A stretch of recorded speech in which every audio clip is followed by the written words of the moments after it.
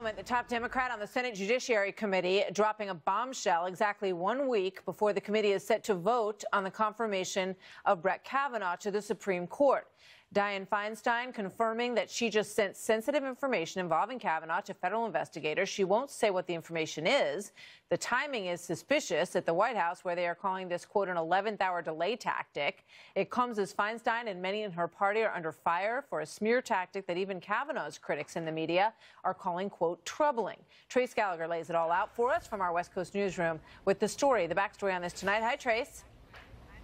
Hi, Martha. Senator Feinstein released a statement saying the reason she won't talk about the information she passed on to federal investigators is because, quoting, that individual strongly requested confidentiality, declined to come forward or press the matter further, and I have honored that decision. The New York Times is reporting the matter involves possible sexual misconduct between Kavanaugh and a female when the judge was in high school. Senator Feinstein learned about the claim earlier this summer and is just now sending it to investigators. The FBI says it'll be included in the information in Kavanaugh's background file. Unclear if they'll take further action. John Cornyn, the number 2 Republican in the Senate and member of the Judiciary Committee, is baffled, saying, quote, let me get this straight. This is a statement about a secret letter regarding a secret matter and an unidentified person, right?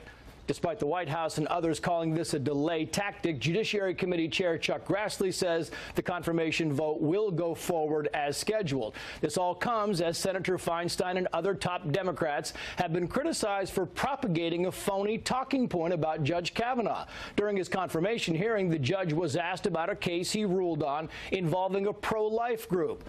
After Kavanaugh answered, Democrats criticized him for his use of the phrase abortion-inducing drugs. California Democratic Senator Kamala Harris even tweeted this out-of-context video. Watch. Filling out the form would make them complicit in the provision of the abortion-inducing drugs that they were, as a religious matter, objected to. She started with filling out the form, but Senator Harris cut out the words "they said," making it appear as if Judge Kavanaugh was saying abortion-inducing drugs, when in fact he was citing words used by the pro-life group. The Washington Post gave Harris 4 Pinocchios, but PolitiFact initially agreed with Senator Harris. Then later, the fact-check publication admitted that it, quote, repeated uncritically a Democratic talking point. After doing its homework, PolitiFact finally called Harris's allegation false, and yet, yesterday, Hillary Clinton tweeted out the very same Democratic talking point about Judge Kavanaugh that has been debunked and re-debunked. Martha. Remarkable. Thank you very much, Trace. So here now, Guy Benson, host of Benson and Hart, political editor at townhall.com and a Fox News contributor, and John Summers, former communications director for Senate Majority Leader Harry Reid, and now a Democratic strategist. So as John Cornyn said, let's get this straight. So there is this letter that surfaces, literally at the 11th hour. The vote is now scheduled for September 20th on Judge Kavanaugh. The members of the Senate Judiciary Committee have had hours and hours to question, to bring up things that were on their minds. This letter, according to these reports, was in the hands of Senator Feinstein since July, according to some of these reports, and she didn't mention it, didn't ask him about it at the hearing. John, let me ask you, how does this ring for you, this whole story? I don't think there's any denying that this is unusual. All I can say is I've worked with Senator Feinstein before. I think she's one of those members who does her best to represent her district and she takes her job very seriously, and I think tries to do the very best she can with that job.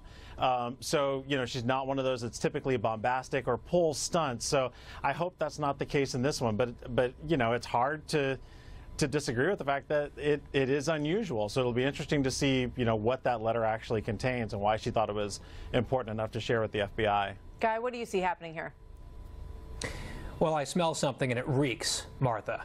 I mean, you look at the timing of this. After the confirmation hearings, Senator Feinstein reportedly had this information for almost 2 months, and only now does she send it over to the FBI, who, by the way, according to the Washington Post today, are not planning on launching an investigation into this matter, whatever it is, because it's just all innuendo and anonymous speculation at this point. And it just happens to leak out the existence of this letter that has something maybe to do with sexual misconduct, whatever that might mean, in the 1980s when Judge Kavanaugh was in high school. Just the timing of it, the surrounding facts of this case, to me, it spells out a desperate last-minute attempt to derail a nomination that the Democrats have been unable to derail on the merits.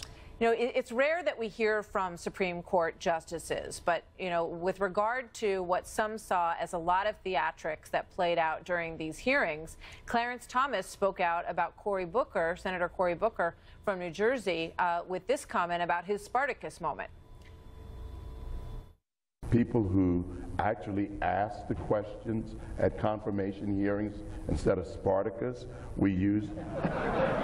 As long as we're looking at our interests or scoring points or looking cute or being on TV, if you can't debate hard issues honestly, with honor, with integrity, how do we keep a civil society? Yeah, that's a pretty good question. And Ruth Bader Ginsburg also weighed in. Let's play that.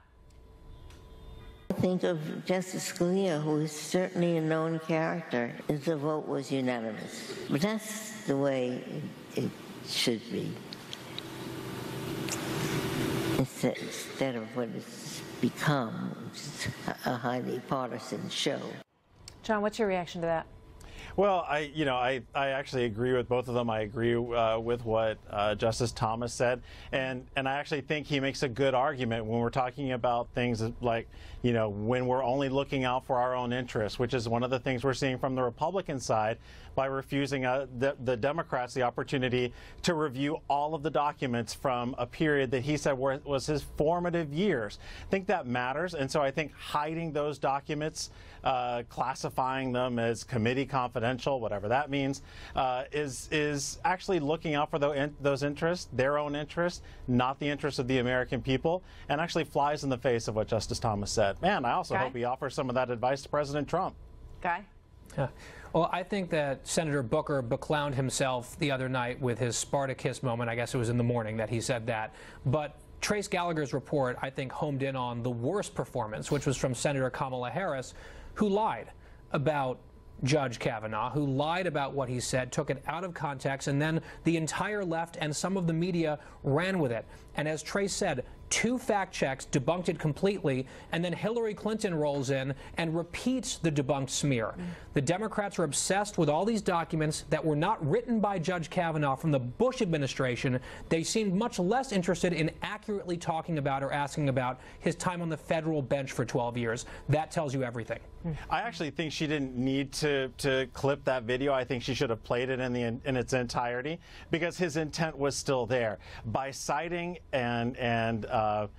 by citing this organization and their feelings about contraceptions as abortion-inducing medication, he is agreeing with them. He just didn't create. No, he was summarizing their point. All right. He was summarizing their point. One that he agreed with. It got 4 Pinocchios in the evaluation, and PolitiFact had to recall it. So I think that, you know, makes it fairly clear in terms of how accurate it was. Thank you, guys. Good to see both of you tonight. Thanks a lot.